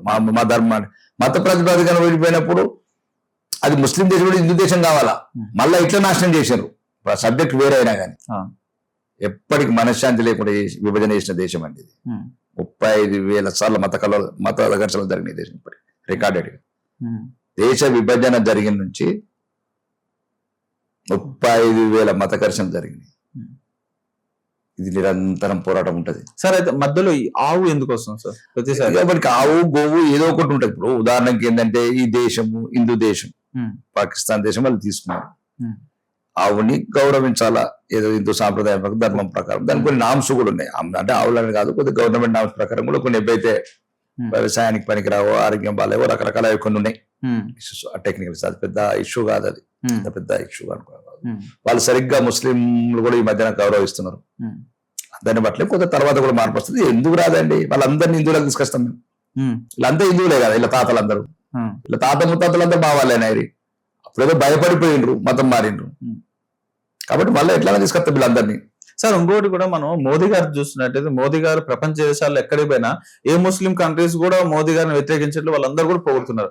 ఓన్లీ భారతీయ ముస్లింస్ మీరు ఇప్పుడు మన ఇంటర్వ్యూలో కూడా కింద చూడండి ఎన్నో కామెంట్స్ ఉంటాయి, ముస్లిం కామెంట్స్ ఉంటాయి చాలా వరకు. అంటే కులాన్ని మాట్లాడాలని కాదు, ఒక మతాన్ని మాట్లాడాలని కాదు, కానీ ఖచ్చితంగా నెగిటివ్ కామెంట్సే ఉంటాయి, పాజిటివ్ అయితే ఒకటి కూడా ఉండదు.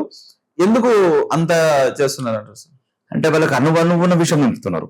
ఇప్పుడు యువతకు అప్కమింగ్ జనరేషన్ రాను చాలా ఒక రకంగా ఏదో ఒక రకంగా ఒక వ్యతిరేక ప్రచారము, ఒక నెగిటివ్ భావజాలము.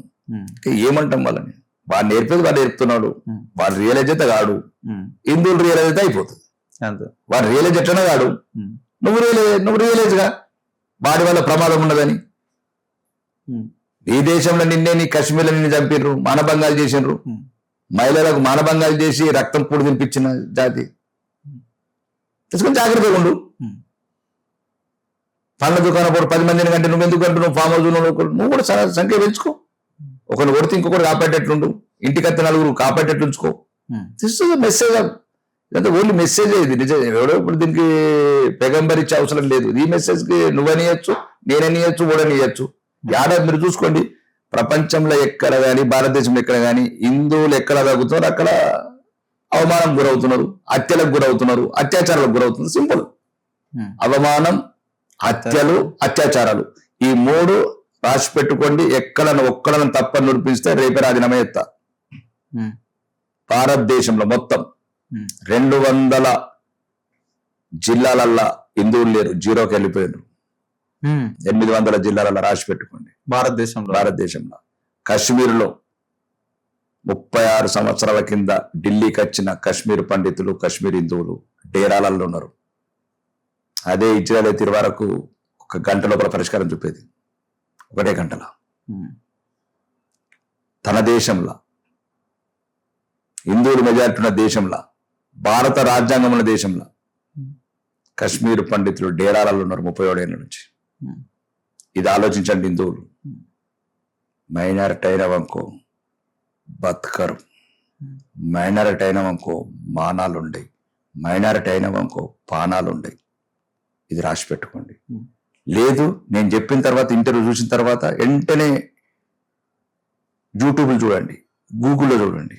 ఒక్కటి అన్నమాట తప్పైతే దేనికైనా దానికి సిద్ధం. సార్, అయితే ఈ మధ్య కాలంలో రిజర్వేషన్ కూడా కొంచెం బాగా మళ్ళీ వ్యాప్తి చెందుతాం సార్. రిజర్వేషన్ వ్యవస్థ మారాలి, లేకుంటే రిజర్వేషన్ వ్యవస్థ ఒక కులానికి, ఒక మతానికి, లేకుంటే ఒక పర్సెంటేజెస్ మారాలి అని అంటున్నారు. టాలెంట్ ఉన్నోడిని గుర్తించట్లేదని, అంటే ఈ నీటి ఉద్యమం తర్వాత ఇది ఒకటి సోషల్ మీడియాలో బాగా ట్రెండ్ అవుతుంది సార్. దానిపై మీ అభిప్రాయం ఏంటి సార్ అసలు రిజర్వేషన్ గురించి? ఇట్లాంటివన్నీ ఉంటాయండి. ఈ దేశాన్ని అస్థిరపరిచే కుట్రలు. ఈరోజు దేశం బలంగా తయారైంది. 150 కోట్ల మార్కెట్ ఉంది ఈ దేశంలో. ప్రపంచమంతా భారత్ మార్కెట్ కావాలని కోరుకుంటుంది. ఫర్ ఎగ్జాంపుల్ కరోనా వ్యాక్సిన్ అనుకోండి. కరోనా వ్యాక్సిన్ మనం తయారు చేసినందుకు లక్షల కోట్ల వ్యాపారం దెబ్బతిన్నది యూరోప్ కంట్రీస్, అమెరికా. ఎవరు నమ్మలేదు కూడా, వేరే దేశం తక్కువకి ఇస్తారు. ఫర్ ఎగ్జాంపుల్ అట్లాంటి ప్రొడక్షన్స్ ఈరోజు ఎన్నో. శాటిలైట్ మనం ప్రయోగిస్తాం, విదేశాలు వచ్చి మన రక్షణ ఎగుమతులు ఇవన్నీ ఊహించగలుగుతారు. ఎప్పుడైనా తుపాకులు బోపర్స్ కాడికి వెళ్ళి తెచ్చుకున్న దేశము, తుప్పుపట్టిన తుపాకులు. ఈరోజు మనమే రక్షణ పరికరాల ఎగుమతి చేస్తున్నాం.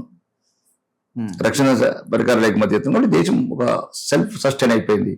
ఈరోజు దేశంలో 4వ స్థానంకి వచ్చింది. రానున్న రోజులలో ఏదైతే నరేంద్ర మోడీ గారి నాయకత్వంలో వికసిత భారత్ ఉందో 2047, భారతదేశంలో నెంబర్ 1 కావడానికి ప్రయత్నం చేస్తుంది ప్రపంచంలో భారతదేశం. కాబట్టి అస్థిరపరిచే కుట్రలు చాలా ఉంటాయి. దాంట్లో ఇట్లాంటి ఎన్నో వస్తాయి. ఇట్లాంటి ఉద్యమాలు ఇంకా రాను రోజుల్లో ఎక్కువ కాక్రోచ్ గడట్టలు, కోక్రోచ్ గడట్టలు, కాకరకాయ గడట్టలు, అందరూ వస్తారు. అందరిని ఎదుర్కొంటాం. బలమైన సైనికులు ఉన్నారు, దేశాన్ని ముద్దాలే సైనికులు ఉన్నారు, దేశాన్ని అణువణువు ప్రేమించే సైనికులు ఉన్నారు, 50 డిగ్రీల మైనస్ల మంచు కొండల పనిచేసే సైనికులు ఉన్నారు. కాబట్టి దేశం పవర్ఫుల్ కంట్రీ. కాబట్టి ఇట్లాంటి సమస్యలు వస్తుంటే పరిష్కరించుకుంటూ పోతాం. రాజ్యాంగం ప్రకారం ఏదైతే పెద్దలు రాశారో రాజ్యాంగం, ఈ రాజ్యాంగమే మాకు ముఖ్యం. ఈ రాజ్యాంగం ప్రకారమే ముందుకెళ్తాం. సార్, అయితే రానున్న రోజుల్లో ఒకసారి రాష్ట్ర రాజకీయాల్లోకి వెళ్తే, రాను రోజుల్లో బీజేపీ తెలంగాణలో ఏ విధంగా ఉండబోతుంది? మీరేమో ముందే హోమ్ మినిస్టర్ అవుతాను ఫిక్స్ అయిపోతున్నట్టున్నారు. మరి కింది స్థాయి కార్యకర్తకు ఆ మాత్రం ధైర్యం ఇవ్వగలుగుతున్నారా? అంటే నేనేమంటున్నా, హోం మంత్రి అనేది నాకు కావాలన్న కోరిక ఉంది. హోంమంత్రి కావాలా, రెవెన్యూ మంత్రి కావాలా, ఇంకేదైనా మంత్రి కావాలనేది పార్టీ నిర్ణయిస్తుంది. ఒకటి. లేదు, నన్ను ఎమ్మెల్యేగా పోటీ చేయించాలా, ఎంపీగా పోటీ చేయించాలా, లేదు ఏదైనా వేరే రాష్ట్రానికి ఏదైనా పార్టీ కార్యక్రమాలకు ఉపయోగించుకుంటారా, ఏదేమైనా చివరికి పార్టీ నిర్ణయమే ఫైనల్. సార్, తెలంగాణలో బీజేపీ అదే చెప్పదు, అది పార్టీ నిర్ణయం. కాబట్టి ఫస్ట్ నాకు క్లారిఫై ఇచ్చినాక తెలంగాణ చెప్తాను. తెలంగాణలో అయితే ఇంకా సూర్యుడిని అయితే అడ్డు పెట్టి, సూర్యుడిని కూడా ఆపగలుగుతున్నాం, కానీ తెలంగాణ బీజేపీని ఆపలేరు. అరచేతిని అడ్డు పెట్టి బాగుంటాయి సార్, గ్రౌండ్ లెవెల్ చెప్పిన తర్వాత చూడండి. అరచేతిని అడ్డు పెట్టి సూర్యకాంతిని ఎట్లా ఆపలేరు ఈరోజు భారతీయ జనతా పార్టీ. ఎందుకు ఆపలేరు అంటే భారతీయ జనతా పార్టీ వైపు తెలంగాణ సమాజాన్ని చూస్తుంది. ఎందుకంటే కోరుకున్న తెలంగాణ అప్పుడు దొరల తెలంగాణ, గడిల తెలంగాణ అయింది, ఇప్పుడు దొంగల తెలంగాణ అయింది, దోచుకున్న తెలంగాణ అయింది. అన్ని రకాలుగా అప్పుడు దళితుడు ముఖ్యమంత్రి అని, 3 ఎకరాల భూమి అని, ఇంటి ఉద్యోగం అని, నిరుద్యోగ వృత్తి అని, KG to PG విద్య అని, ఇంకా 100 వాగ్దానాలు చేసిన దొర, తన కుటుంబానికి పదవులు, తన ఇంటికే నిధులు పంపించుకున్న దొర, అహంకారము, అరాచకము, అవినీతిని బద్దలు కొట్టిండ్రు. ఆ టైంలో ఆల్టర్నేట్ గా ఇతను ఎవరైతే ప్రస్తుత ముఖ్యమంత్రి రేవంత్ రెడ్డి గారు ఉన్నారు, 6 అందమైన అబద్ధాలు ఆడి 420 వాగ్దానాలు చేసి తెలంగాణ ప్రజలను నడిమించి గొంతు కోశాడు. ప్రజలు అవన్నీ రియలైజ్ అవుతున్నారు. ఎలక్షన్ లేవు కానీ సైలెన్స్ ఉన్నారు. నెక్స్ట్ కూడా నేనే సీఎం 120 సీట్లు పైన వస్తాయని చెప్పి కూడా అఫీషియల్ గా స్టేట్మెంట్లు ఇస్తున్నారు సార్. అదే చెప్తున్నాను. ఇప్పుడు అదే ప్రజలు రెడీ ఉన్నారు. నెక్స్ట్ టైం సీఎం అవుతావా, మాజీ ఎమ్మెల్యే అవుతావా? మాజీ ఎమ్మెల్యే అంటే మాజీ ఎమ్మెల్యే అయినోడే కదా.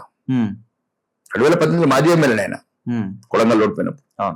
తెలంగాణ ప్రజలు నిర్ణయిస్తారు. కొడంగల్ నేను అనేది ఏమంటున్నా అంటే, ఈ అబద్ధాల వాగ్దానాలతో ఈ తెలంగాణ ప్రజల గుద్దుబడిన పరిపాలన తెలంగాణ ప్రజల ఆకాంక్షలు బీజేపీ వైపు చూస్తున్నాయి. ఈ రోజు భారతదేశం నరేంద్ర మోడీ నాయకత్వంలో ఎట్లయితే అభివృద్ధి పథంలో పరిగెడుతుంది, మిగతా 22 రాష్ట్రాలు లేదు పక్కనున్న ఆంధ్రప్రదేశ్ ఈరోజు చూస్తున్నాం మనం ఏ రకంగా వేగంగా ఒక ఉమ్మడి డబుల్ ఇంజన్ సర్కార్ ఉంటే ఏ రకంగా అభివృద్ధి చెందుతుందో తెలంగాణ ప్రజలు అందరూ గమనిస్తున్నారు. ఈ రోజు ఫర్ ఎగ్జాంపుల్ మేమే ఉన్నాం. ఆదిలాబాద్ నుంచి మన 50 ఏళ్ళ నుంచి పెండింగ్ ఉన్నది, ఆదిలాబాద్ నుంచి 6,000 కోట్లది, సుమారు 5,000-6,000 కోట్లది డిపిఆర్ అప్రూవల్ చేయించాం. సుమారు 7,600 కోట్లతోని Armoor to Jagtial to Karimnagar, Mancherial 4 lane highways. ఈ రోజు తెలంగాణలో అభివృద్ధి సమ్మక్క సారక్క గిరిజనులు కావచ్చు, ఎయిమ్స్ కావచ్చు, కన్నిటిగా ముఖ్యం 10 లక్షల కోట్లతో బుల్లెట్ ట్రైన్స్ కావచ్చు. ఈ రాష్ట్రానికి భారతీయ జనతా పార్టీ ఏ రకంగా ప్రాధాన్యత ఇస్తుంది, ఏ రకంగా నిధులు కేటాయిస్తున్నది, ప్రజల్లోకి తీసుకెళ్తున్నారా సార్? ప్రజలు మళ్ళీ అదే చెప్తున్నాను, ప్రజల ఆకాంక్షల వైపు నడుస్తున్నాము. మీరు అన్నట్లు ప్రజాక్షేత్రంలో ఇవన్నీ ఏసీ రూమ్లలో కూర్చొని మాట్లాడలేము. ప్రజాక్షేత్రంలో ప్రజా ఉద్యమాలు చేయాలి.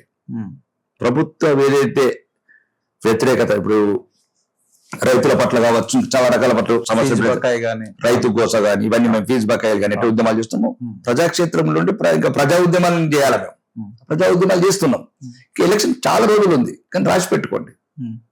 ప్రజల తెలంగాణ ఆత్మాభిమానం ఆకాంక్షలకు అనుగుణంగా మేము ఉద్యమాలు చేస్తాం. ప్రజా విశ్వాసం నిర్మించుకుంటాం, ప్రజాదరణ పొందుతాం, ప్రజాశిష్ పొందుతాం. పొంది 2029లో కంపల్సరీ భారతీయ జనతా పార్టీ అధికారంలో తీసుకొస్తాం. ఒక నికాస్ అయిన నిజమైన 100% 24 క్యారెట్ గోల్డ్ ఎట్లుంటుందో ఒక నిజమైన నికాస్ అయిన హిందూ బిడ్డని తెలంగాణ ముఖ్యమంత్రిగా చేస్తాం. సరే, అయితే చాలా రోజుల నుంచి చూస్తా ఉన్నాం బీజేపీ కార్యకర్తలు అంటే ఏదైనా ఎలక్షన్ ఉంటే స్వతహా వస్తారు, వాళ్ళే బాక్సులు తెచ్చుకుంటారు, వాళ్ళే చెట్ల కింద తింటారు. అంటే మిగిలిన ఏ పార్టీలో మనం డైలీగా మీడియాలో చూసే ప్రతి ఒక్కరికి తెలుస్తారు, 1000-2000 లేదు ఓటేసే పరిస్థితి లేదు, మందు బాటిల్ బిర్యానీ ఏంది మీటింగ్ వచ్చే పరిస్థితి ఉండదు. కానీ ఈ ఏదైతే బీజేపీ కార్యకర్తలు చాలా డిఫరెంట్ గా ఉంటారు సార్. మీకు ఎలా అనిపిస్తుంది సార్ ఇది చూసినప్పుడు? గర్వంగా అనిపిస్తుంది. చాలా దాంట్లో చెప్పినాం కదా, ఈ రోజు ఆ గర్వమే మమ్మల్ని ఈ రోజు ఇంకా ఆకాంక్షల వైపు పరిగెట్టిస్తుంది, మరలిస్తుంది. ఎందుకంటే ఆ నిజమైన కార్యకర్తలు వాళ్ళ కళ్ళల్లో ఉన్న ఆకాంక్ష కాషాయ జెండా ఎగరాలి ఈ రాష్ట్రంలో. వాళ్ళ కళ్ళల్లో మేము చూసేది పల్లెటూర్లలో ఉన్న ఏమద్దన్న మాకు ఒక్కసారి కాషాయ జెండా ఎగిరేనా సెక్రటరీ మీద, ఒక్కసారి హిందూ అనుకూల ప్రభుత్వం తీసుకుని ఉన్నాం. మా గుళ్ళని గౌరవించడం కాదు, లేదా శివలింగాల మీద ఉత్సవస్తున్నారన్న హైదరాబాద్ ఏం చేస్తున్నారన్న మీరు, మా గుళ్ళు గూల కొడుతున్నారన్న ఏం చేస్తున్నారన్న మీరు. మాకన్నా చైతన్యం ఉంది గ్రామీణ ప్రాంతాల కార్యకర్తలల్లా. వాడు రోజు కూలైనా సరే కానీ జై శ్రీరామ్ అని దేనికంటే దానికి సిద్ధంగా ఉన్నాడు. కాబట్టి వాళ్ళ స్ఫూర్తి మాకు ఈ రోజు ఆదర్శం. నాయకుల కనుక నాకైతే వ్యక్తిగతంగా కార్యకర్తల ఏదైతే ఆవేదన ఆవేశం ఉందో అదే నా అనుభవం. మీరు మాట్లాడుతూ చూశాను కదా, ఇక్కడ రాష్ట్రం అంతా తిరుగుతున్నాను. ఈ రోజు రాష్ట్రంలో చాలా జిల్లాలకు వెళ్తున్నాను చీఫ్ గెస్ట్ గా. అంటే అదే అంటున్నాను, ఆ కార్యకర్తల కోరిక 1980 నుంచి జెండా పట్టిండ్రు, 45 ఏళ్ళు అయింది, నెరవేరుస్తారు. అయితే మీరు ఈసారి 100% అస్సలు సమస్య లేదు, రాసి పెట్టుకోండి. 2029 మే నెలలో తెలంగాణ ముఖ్యమంత్రిగా భారతీయ జనతా పార్టీ కార్యకర్త అభ్యర్థి ఎవరైతే ఉంటారో నాయకుడు తెలంగాణ ముఖ్యమంత్రిగా నిండు హృదయంతో ఈ తెలంగాణ అభివృద్ధి పట్ల, ఆకాంక్షల పట్ల, అమరుల వీరు ఓరుకున్న స్వప్నాల పట్ల ప్రమాణ స్వీకారం చేసి రాష్ట్రాన్ని మొత్తం దిగాల్సిందే దిగాల్సిందే కంపల్సరీ దిగాల్సిందే. సార్ అయితే ఈ మధ్య కాలంలో హైడ్రా అయితే ఒక బాగా ఇష్యూ అవుతుంది సార్. మీ దృష్టిలో హైడ్రా గురించి ఏం మాట్లాడతారు? నాకు ఒకటి HYDRAA OBC brothers Fatima college కూలగొట్టిన రోజే నేను హైడ్రా నమ్ముతాను. అంతే అంటారు. అంతే. సీఎం తెలియక సీఎం ఏం చెప్పుకున్నాడా ఇంకా బిఎంఏ నాకు సంబంధం లేదు. మీరు నిజమైన హైడ్రా లేదు పేద హిందువుల ఇల్లు కూలగొడతాం, పేద హిందువుల అపార్ట్మెంట్ల కూలగొడతాం, పేదల ఏవైతే హిందువులే మొత్తం తొలగిస్తామంటే ఇది కరెక్ట్ కాదు. ఏ రోజైతే నడి చెరువులో కట్టిన ఫాతిమా కాలేజ్ నువ్వే నోటీస్ ఇచ్చినావు రంగనాథ్. మరి రంగనాథ్ గారే చెప్పారు సార్ నేను 80% ముస్లింస్ ఉన్నారు, 20% హిందువులకు దానికి ఫ్రీ ఆఫ్ కాస్ట్ లో ఎడ్యుకేషన్ ఇస్తున్నారు. అలాంటి ఎడ్యుకేషన్ ఇన్స్టిట్యూషన్ కూలగొట్టడం కాదు కదా హైడ్రా చేసుకున్న నిర్ణయం అంటున్నారు సార్. రంగనాథ్ కూడా చెప్తాను, హుస్సేన్ సాగర్ కట్టుకుంటాను నేను కూడా 80% హిందువులను పెడతాను, అనాథ పేదవాళ్ళని 20% ముస్లింలను పెడతాను. నాకు ఇవ్వండి, హుస్సేన్ సాగర్ లో కట్టుకుంటాను. నేను కట్టుకుంటాను హుస్సేన్ సాగర్ లా, ఇది గండిపేటలో కట్టుకుంటాను. చెరువులో చెరువులో కట్టుకుంటే విద్యాలయం కట్టుకోవచ్చు అంటున్నారు కదా ఆయన. చెరువులో విద్యాలయం కట్టుకోవచ్చు అంటున్నారు, నేను కూడా గండిపేటలో కట్టుకుంటాను, హుస్సేన్ సాగర్ లో కట్టుకుంటాను. ఈ 2 నాలుగుల మాట్లాడద్దండి. రేవంత్ రెడ్డి కూడా చెప్తున్నాను, ఈ అద్దు ఈ 2 నాలుగు. ఈ ఒకరు నిజంగా హైడ్రా అని ఉంటే ఫాతిమా కాలేజ్ కూడా ఓఎస్ బ్రదర్స్ కాలేజ్ కూడా కొట్టిన తర్వాత మాట్లాడండి. అప్పుడు మీ హైడ్రాలో నిజాయితీ లేదు. హిందువులు, పేద హిందువులు, సామాన్య హిందువులు, మరి ముఖ్యంగా పేద ముస్లింస్ కూడా ఉన్నారు. ఇంకా వీళ్ళు పేదలే కూడా కొడతామంటే మీ ఇష్టం. వాళ్ళే ప్రజలు ఎన్నికలు వచ్చినప్పుడు మీకు తగిన గుణపాఠం చెప్తారు. తెలంగాణ రాజకీయాల్లోకి వస్తే కేసీఆర్ అనేది తెలంగాణ సాధించిన నాయకుడిగా చాలా వరకు అయితే బీఆర్ఎస్ పార్టీ చేస్తుంది. తర్వాత నిజంగా కూడా ఉద్యమాల్లో కూడా చాలా కీలకంగా పోషించారు సార్. అలాంటి కేసీఆర్ ని కూడా ఓడించి ఫామ్ హౌస్ లో కూర్చోబెట్టారు. ఈసారి కాంగ్రెస్ వైఫల్యమైంది, బీఆర్ఎస్ మేమే అధికారంలోకి వస్తున్నాం అంటున్నారు. దానిపై మీ అభిప్రాయం సార్? అది క్రీస్తు పూర్వం అస్తమించిన సూర్యుడు, అలిసి సొలిసిన తెలంగాణ ఉద్యమకారుడు. తెలంగాణ ఉద్యమకారుడుగా కేసీఆర్ మీద గౌరవం ఉంది, కానీ 10 ఏళ్ల పరిపాలన కూడా గుర్తింపు ఉంది తెలంగాణ ప్రజలకు. ట్యాంకు బండి మీద బట్టలిప్పి కొట్టిన ఆర్టీసీ కార్మికులు, మహిళా కార్మికులను కొట్టిన గాయాలు కూడా తెలంగాణ ప్రజలలో.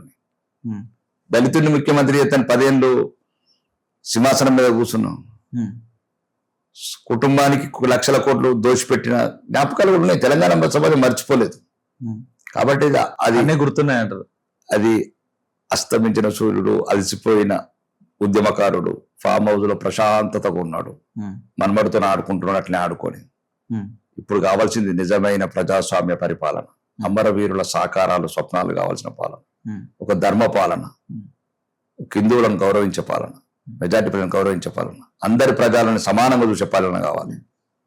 కాబట్టి దానికి ఒకటి ప్రత్యామ్నాయం భారతీయ జనతా పార్టీ మాత్రమే. కేసీఆర్ సొంత ఇంట్లో కూడా ఇష్యూస్ నడుస్తున్నాయి. ఇప్పుడు కవిత కూడా బయటకు వచ్చి పార్టీ పెట్టింది, సైడ్ లిక్కర్ స్కామ్ చేసి మళ్ళీ అక్కడి నుండి బయటకు వచ్చి ఇప్పుడు పార్టీ పెట్టింది. ఎలా ఉండబోతుంది సార్ కవిత పార్టీ? అన్న ప్రభావం చూపుతుంది అనుకుంటున్నారా తెలంగాణలో? ఆమె ఒక మహిళగా ఆమె ప్రయత్నం ఆమె చేస్తుంది, కానీ ఏదైనా కుటుంబం గొడవ, రాష్ట్రం గొడవ కాదు. కుటుంబం గొడవ రాష్ట్రం గొడవ కాదు. రాష్ట్రం గొడవ, రాష్ట్ర సమస్యల పట్ల గొడవ అంటే భారతీయ జనతా పార్టీ చేస్తుంది. ఆ కుటుంబం నీకు విచ్ఛిన్నం అవుతుంది. ఇంకా రకరకాల అవినీతి సొమ్ముతోనే సమస్య వచ్చేది అదే కదా. అవినీతి సొమ్ము పంపకాలు వచ్చిన తేడా వల్లనే సమస్యలు. మేమనట్లేదు, ఆమెనే అంటుంది 1,00,000 కోట్ల అవినీతి చేసినారు, మా నాన్న పక్కన మా బావ మా అన్న అవినీతి పట్ల కూర్చున్నారని మేము చెప్పట్లేదు.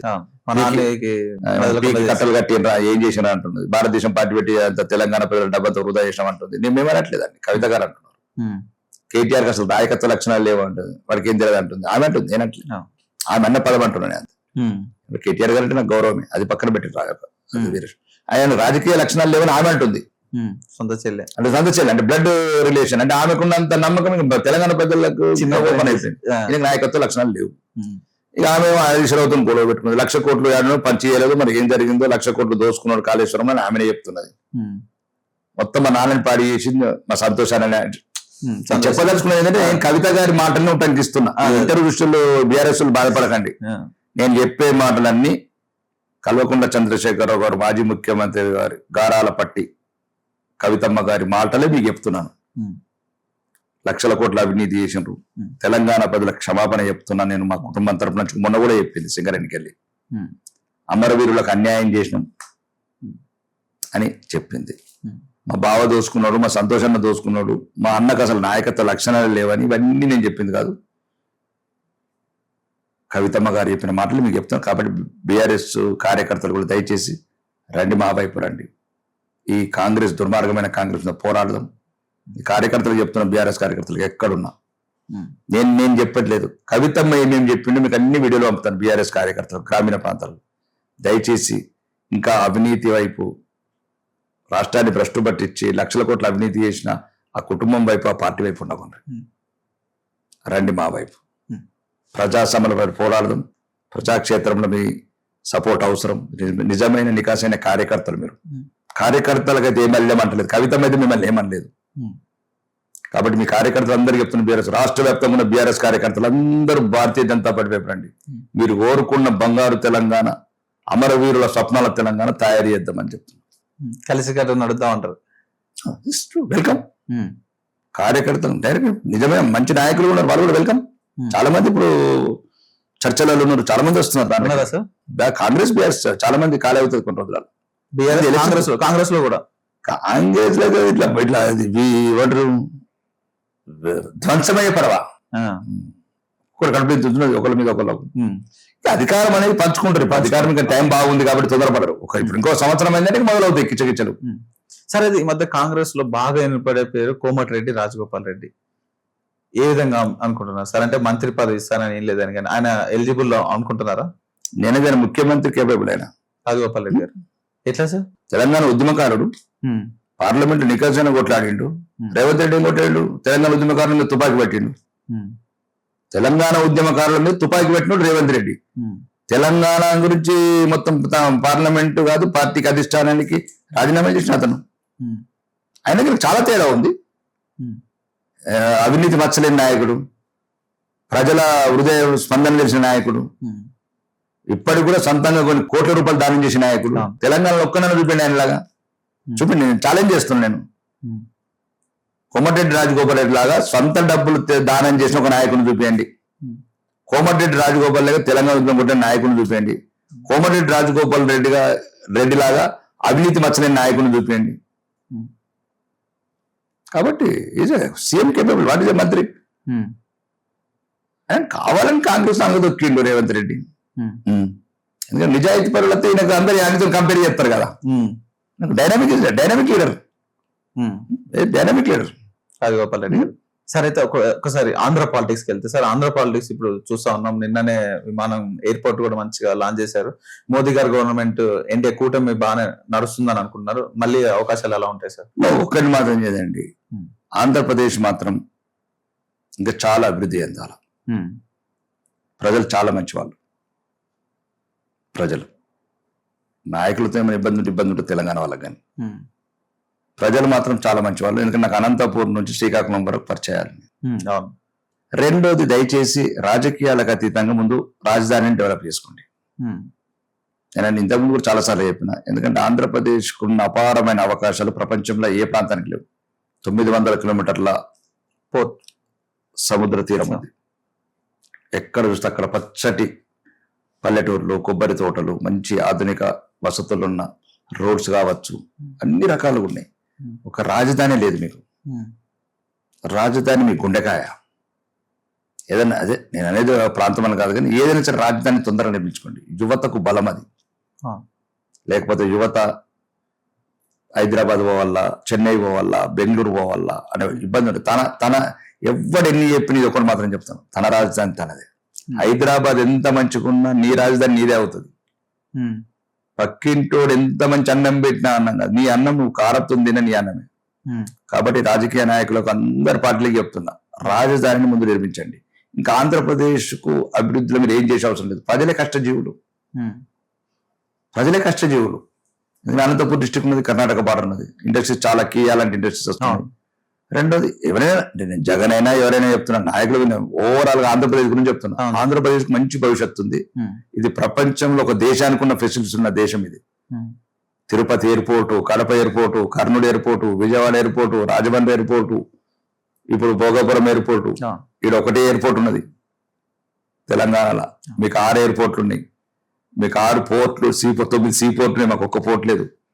మీ బలాలు కూడా చెప్తున్నాం. ఓకే, మాది నేచురల్ గ్రోత్ తెలంగాణ. ఆటోమేటిక్ ఇది మినీ ఇండియా. ఇక్కడ క్లైమేట్ కావచ్చు, ఇక్కడ ప్రజలు కావచ్చు, ఇది ఒక రకమైన మినీ ఇండియా లాగా ఉంటుంది. దీని అభివృద్ధిని మీరు మా లెక్క ఎట్లయితే ఈరోజు ఒక చిన్న ఉదాహరణ చెప్తున్నా ఆంధ్ర ప్రజలకు, దయచేసి మీకు నాయకులు సరిగ్గా చెప్తలేరు. ఈరోజు ఉమ్మడి రాష్ట్రంలో 1,26,000 కోట్ల ఇన్కమ్ ట్యాక్స్ కట్టినాం.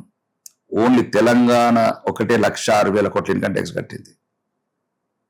ఆంధ్రప్రదేశ్ ఓన్లీ 17,000 కోట్లే ఉంది.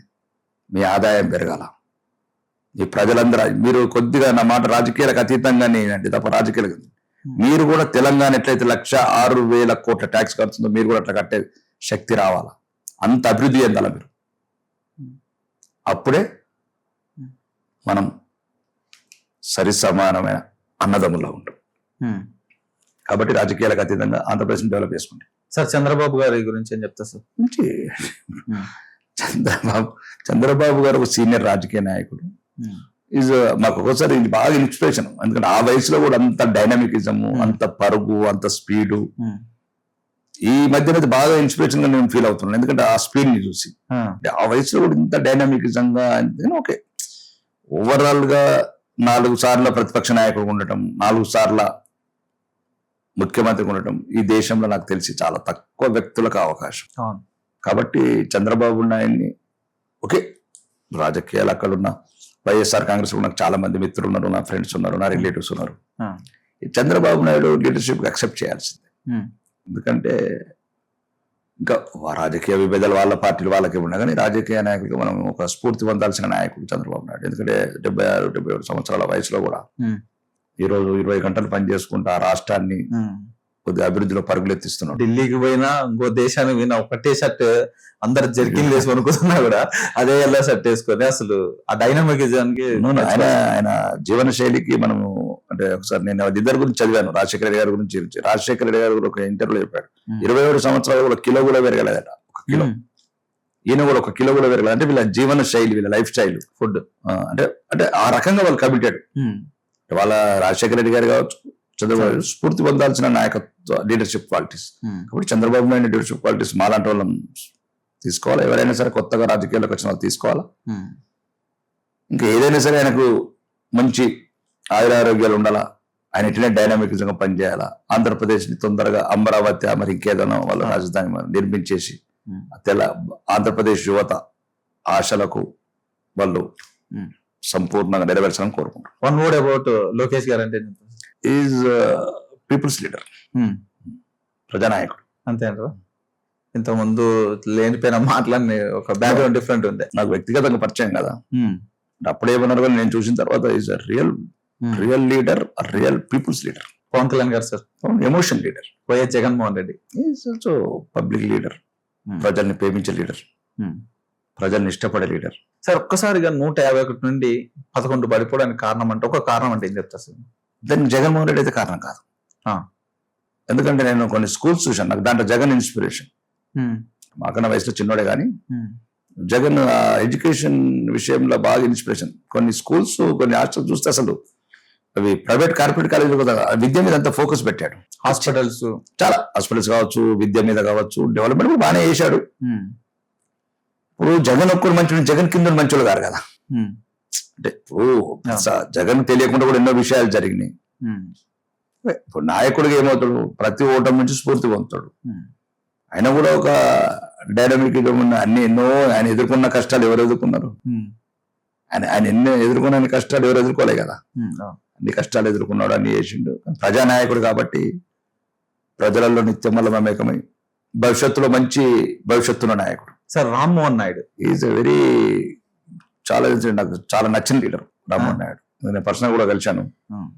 అతను స్పీచ్ చేస్తూ మేము నాయుడు వీడియోలలో చూసేవాళ్ళము. తండ్రికి తగ్గ తనయుడు Rammohan is nice and honest leader and corruption leader. మంచి ఈరోజు భారతదేశంలో ఒక సివిల్ ఏవియేషన్ మినిస్టర్ గా ఒక తెలుగోడు సత్తా చూపిస్తున్న మినిస్టర్. చూపిస్తున్నారంట సార్. బరాబర్. తెలంగాణలోకి వచ్చేద్దాం. రేవంత్ రెడ్డి ఒక డైనమిక్ లీడర్, తొడగొట్టి దొరల గడిలం గురించిన లీడర్. చెరసాలను కూడా లెక్క చేయక, అవమానాలను లెక్క చేయక, కుటుంబాన్ని హింసిస్తుంటే అన్ని రకాలుగా కూడా అవమానాన్ని ఎదుర్కొని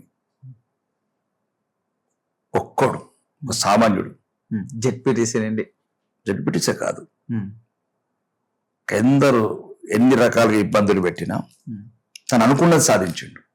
దాంట్లో నాకు బాగా గర్వం, నాకు చాలా గర్వం. అంటే అది అక్కడి వరకు మళ్ళీ పార్టీ పరంగా కాదు, అదే వ్యక్తిగతంగా ఈజ్ మై ఇన్స్పిరేషన్ తీసుకుంటాను. రేవంత్ రెడ్డి గారు అనుకున్నది సాధించి అదే కదా కావాలి. నాకు హోంమంత్రి కావాలి ఆయన అంటాడు, నేనే అంటాను. ఆయనకు అనుకున్నాడు ముఖ్యమంత్రి అయ్యండి, నేను అనుకున్న హోంమంత్రి అవుతాను. నాకు అదే ఇన్స్పిరేషన్. అంతే తప్పేమి ఇప్పుడు ఒక్కటండి, ఒక అరాచక పాలని, కుటుంబ పాలని, కుంభకోణం పాలని తొలగొట్టిదేరు. ఇతను ఏం చేస్తే పక్కన పెట్టండి, ఫస్ట్ అయితే కొట్టిండు గడియల కొట్టిండు. అంటే చెరబట్టిండ్రు, జైలు వేసిండ్రు, కన్న కూతురు ఎంగేజ్మెంట్ కూడా కండిషన్ పేరు మీద వచ్చిండు పాపం. అవన్నీ కొద్దిగా నాకు వ్యక్తిగతంగా కనెక్ట్ అయ్యే క్యారెక్టర్ అది. కాబట్టి Revanth Reddy is a dynamic, వాడు మగాడ్రా బుజ్జి అంతే. KTR sir, KTR nice leader, మంచి లీడరే. కొద్దిగా ఆయనకి ఏమైపోయిందంటే అది మేనేజ్మెంట్ కోటౌట్లా కొద్దిగా ఆయన పాపము కేటీఆర్కి ఏమైందంటే అంతా పక్కన బాగా మంది ఉంటారు. ఇది పర్సనల్ గా మంచి క్యారెక్టర్ అవుతుంది.